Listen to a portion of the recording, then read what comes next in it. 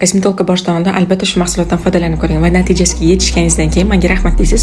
Ungacha siz bu nimalarga qodirligini eshiting. Yuzlarida chuqurgina ajinlari bo'lgan, siniq ajinlar bo'lgan, mimik ajinlar bo'lgan opa-singillarimizni diqqat qilinglar. Bu sizlarga juda ham foydali. Rangi xiralashgan, turli xil samarasiz vositalardan charchagan, mayda mimik ajini va kengaygan po'ralar bilan qiynalayotgan opa-singillarimiz namlantiruvchi, oqartiruvchi, ajinlarni torttirib, yuzlaringlarni tiniq qiluvchi bu sirtkamiz sizlar uchun yuz rangini tiniqlashtiradi. Post akne, quyoshdan qolgan dog'larni ochartiradi, kengaygan po'ralarni qisqartiradi va shu bilan birgalikda yuzdagi siniq chuqur bo'lgan ajinlarni tortib tekis qilib beradi. Tarkibidagi kuchli retinol va 99 ignalari yuzingizga shunaqangi zo'r effekt beradi. Effektini ko'rib o'zingiz ham hayron qolasiz. 20 yoshdan boshlab qo'llash mumkin. Toza va quruq yuzga surtiladi. Ko'z atrofiga tekkizmasdan videoda ko'rsatilgan harakatlar bilan yuzingizga singdirasiz. Taxminan 2-3 minutdan keyin namlantiruvchi krem surasiz. Oraliq vaqtlarga albatta e'tibor bering. 2-3 minutdan keyin kechqurunga surganingiz yaxshiroq, chunki kunduzi sizni quyosh nurlari yuzingiz ko'rishi mumkin. Va albatta bunaqangi mahsulotlardan foydalangandan keyin kunduzi SPF kremini surishni esdan chiqarmang hech qachon. Aks holda chiroyli qilaman degan yuzingizni o'zingiz xunuk holatga olib kelib qo'yasiz. Sirtkani ishlatishingiz 3-kunidayoq yuzingiz porlashni boshlaydi. Bir hafta ichida esa yuzingiz tiniq bo'lib, silliqqina bo'lib qolganini his qilasiz. Yuz teringiz o'zini sog'lom va barqaror his qilishni boshlaydi. Aytgancha yuzingizdagi po'ralar bilan birgalikda ajinlarni ham qisqarayotganini his qilasiz. Xolos siz bir oy ichida birgina sirtka bilan birgalikda yosharasiz. Bu sizlar bilan retinol edi. Yana sizlarni qanaqa sirtkali qiziqtiradi kommentariyada yozib qoldiringlar. Men albatta u uchun video tayyorlayman.